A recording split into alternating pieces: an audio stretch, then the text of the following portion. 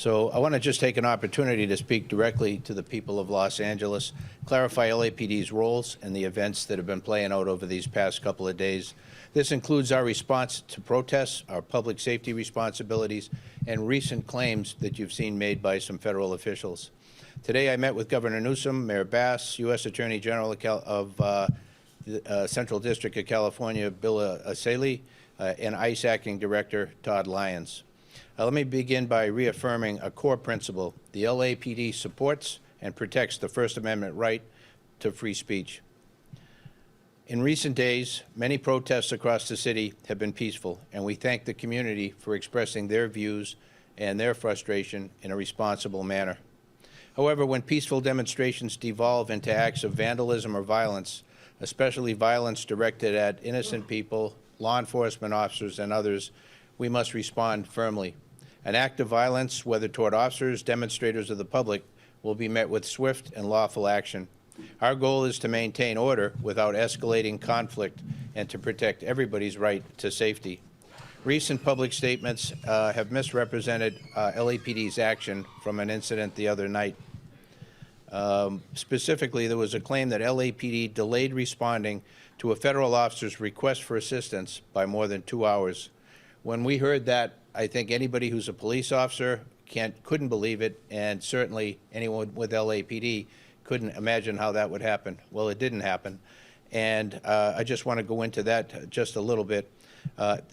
LAPD was not given advance notice that the federal operations would occur in that area. As a result, we were not pre-positioned to respond immediately to unrest related to those actions. Once the call for assistance came in, LAPD responded within 38 minutes. And that sounds like a long time, but I'll tell you why that is. The response was impacted by traffic, crowd density in the area with unrest occurring, hazardous conditions caused by tear gas that was previously deployed by federal agents at that location. Many of our officers, because it was put together in a mobile field force configuration without advance notice, were not equipped with gas masks. But despite these challenges, we moved in quickly and as safely as possible. At no point did LAPD ignore or intentionally delay any request for help. I also want to be unequivocally clear. The Los Angeles Police Department does not participate in or coordinate with Immigration and Customs Enforcement on civil immigration enforcement.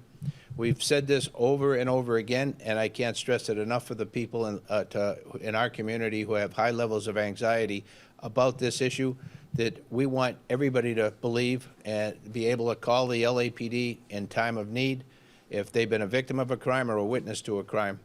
We need that. Otherwise, the system does not work.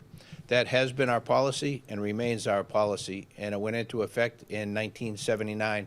So 46 years ago, that's been the way we do business. On the other hand, however, when a law enforcement agency, any agency, requests emergency assistance to protect lives, we are obligated to respond, and we do. Public safety is our duty, and we will answer every legitimate call for help from anyone. We recognize that immigration enforcement operations can cause a deep fear and anxiety, particularly in immigrant communities.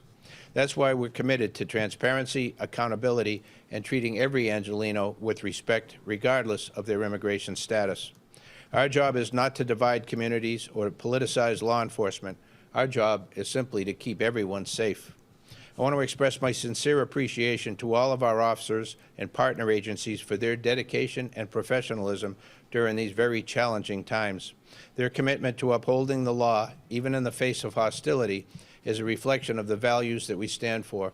We're working together to keep everyone safe, our officers and the public alike, and this remains our top priority. We'll continue to support peaceful protests and enforce the law when criminal acts occur.